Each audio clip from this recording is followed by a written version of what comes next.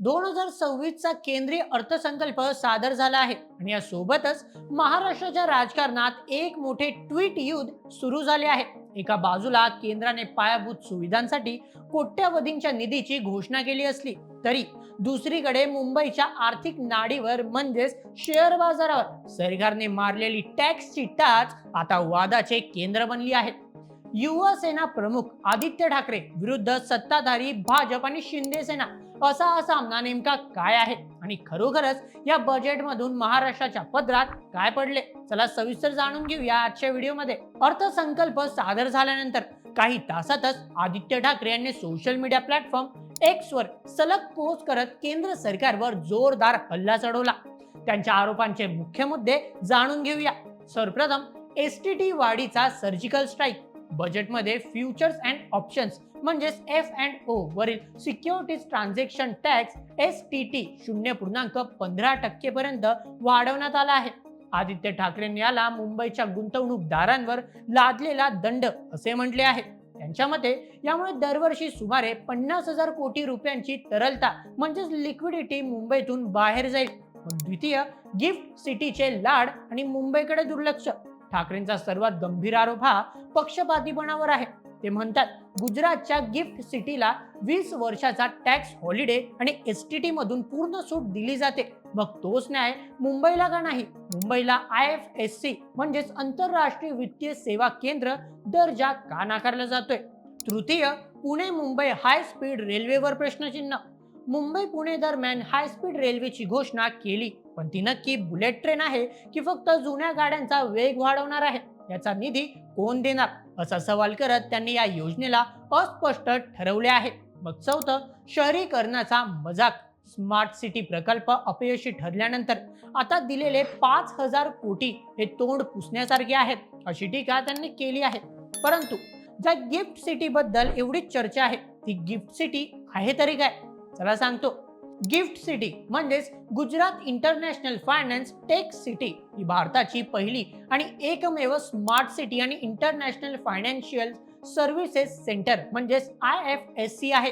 सोप्या भाषेत सांगायचे तर हे भारताच्या हद्दीत असूनही आर्थिक आणि कायदेशीर बाबींसाठी एका विदेशी भूभागासारखे कार्य करते। हे गांधीनगर आणि अहमदाबाद दरम्यान साबरमती नदीच्या काठावर वसलेले आहे।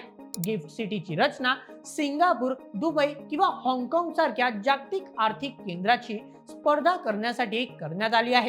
याचे मुख्य दोन भाग आहेत, चला सांगतो। सर्वप्रथम IFSC international financial services centre हा एक विशेष झोन आहे जिथे भारतीय कंपन्यांना जागतिक बाजारपेठेतून निधी उभारता येतो आणि परदेशी कंपन्यांना भारतात गुंतवणूक करणे सोपे जाते।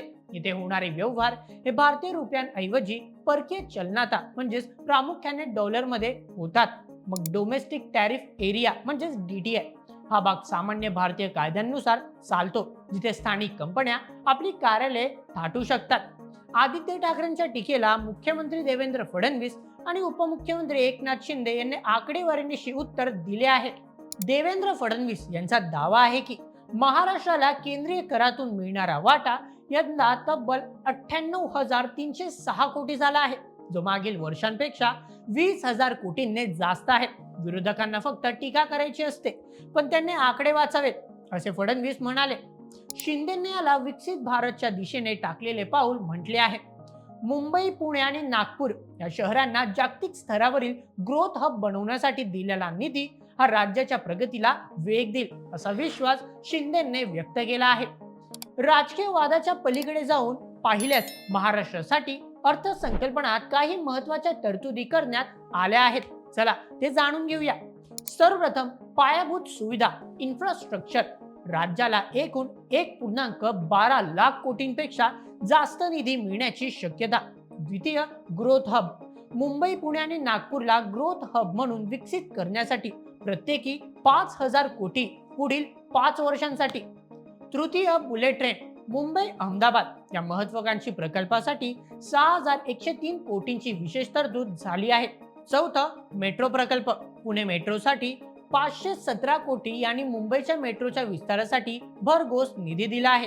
पाचवं, आरोग्य आणि शिक्षण, प्रत्येक जिल्ह्यात मुलींसाठी हॉस्टेल आणि जिल्हा रुग्णालयात ट्रॉमा सेंटर्स उभारण्याची घोषणा। सहावं, कृषी, महाराष्ट्रातील कृषी उद्योगांसाठी विशेष निधी आणि सिंचन प्रकल्पांना गती. या संपूर्ण वादाच्या मुळाशी आहे मुंबईची स्पर्धा. आदित्य ठाकरे आणि समर्थकांचे म्हणणे आहे की केंद्राने जाणीवपूर्वक अशा कर प्रणाली म्हणजेच एसटीटी आणल्या आहेत ज्यामुळे मुंबईतील शेअर बाजार व्यवहार महाग होतील आणि लोक गुजरातच्या गिफ्ट सिटीकडे वळतील. बाजारातील तज्ञांच्या मते अर्थसंकल्पनानंतर सेन्सेक्स मध्ये झालेली 2 ते 3% घसरण हे गुंतवणूकदारांमधील भीतीचे प्रतीक आहे. जर मुंबईचे आर्थिक महत्त्व कमी झाले तर त्याचा थेट परिणाम महाराष्ट्राच्या GDP वर आणि पर्यायाने रोजगारावर होऊ शकतो. 2026चा अर्थसंकल्प हा महाराष्ट्रासाठी निधीचा ओघ घेऊन आला आहे की संधीची चोरी? हे येणारा काळच ठरवेल. हाय स्पीड रेल्वे आणि मेट्रोमुळे प्रवास सुखकर होईल हे निश्चित, पण मुंबईच्या फायनान्शियल हबच्या प्रतिमेला धक्का लागू नये हीच प्रत्येक महाराष्ट्रीयन माणसाची अपेक्षा आहे. मित्रांनो, तुम्हाला काय वाटते? आदित्य ठाकरेंनी उपस्थित केलेले प्रश्न रास्त आहेत का, की फडणवीसांनी मांडलेली आकडेवारी महाराष्ट्राच्या प्रगतीसाठी पुरेशी आहे? तुम्हाला कोणत्या क्षेत्रातील गुंतवणूक सर्वात महत्त्वाची वाटते? आम्हाला कमेंटमध्ये तुमचे मत नक्की कळवा आणि अशाच व्हिडिओसाठी सबस्क्राईब करायला विसरू नका. बोल MH आपल्या YouTube चॅनलला. धन्यवाद.